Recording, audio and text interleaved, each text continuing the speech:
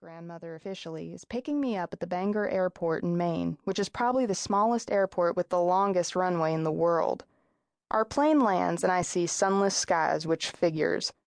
You know things aren't going to be good when even the sky is gray and cold. I eye my parka but don't slug it on. It's like giving in too soon. It's late October, right? How bad can it be?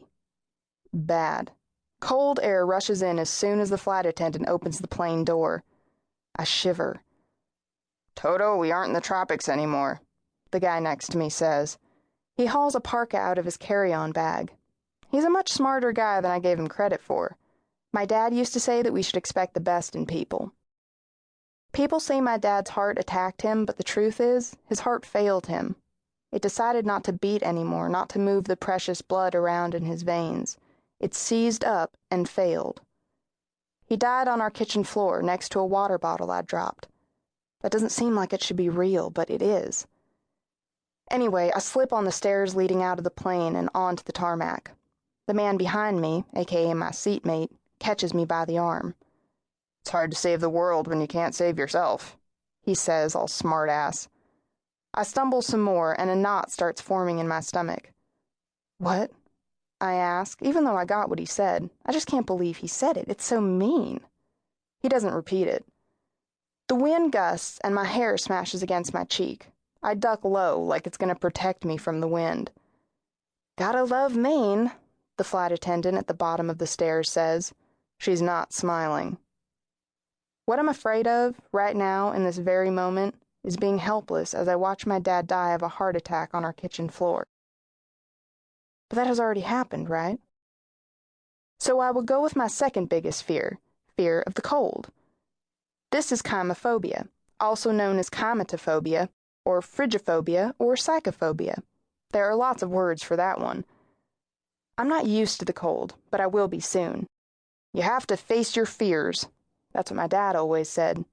You just have to face them. So to face them, I chant them. Each slippery footstep on the tarmac heading to the terminal, I whisper another one. Chymatophobia, frigophobia, psychophobia, chymophobia. Why is it that naming the fear doesn't make it any better?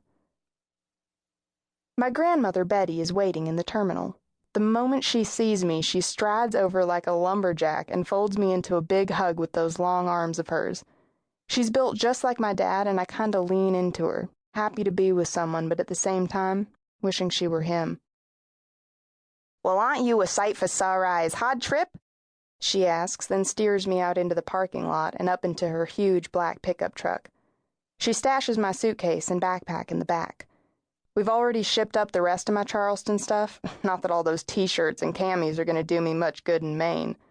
She comes back around and smiles at me as I struggle to get inside the cab.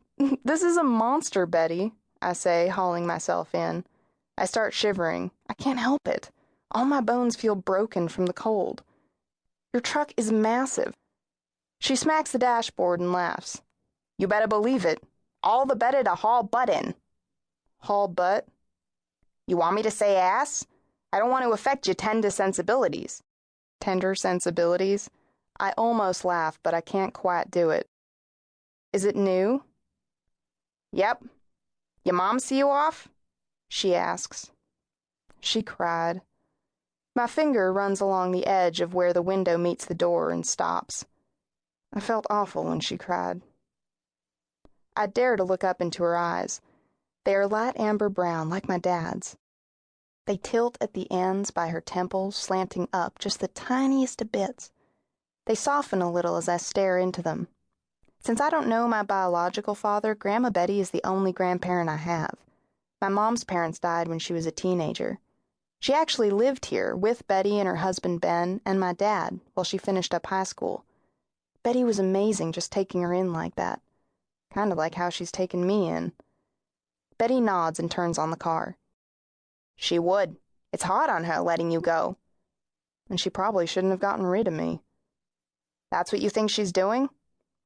I shrug and put my hands back in my lap. "She's just trying to keep you—" "What? Sane?" I laugh, but it's hard and bitter, and it doesn't sound like something that should come out of me. It sort of echoes in my chest.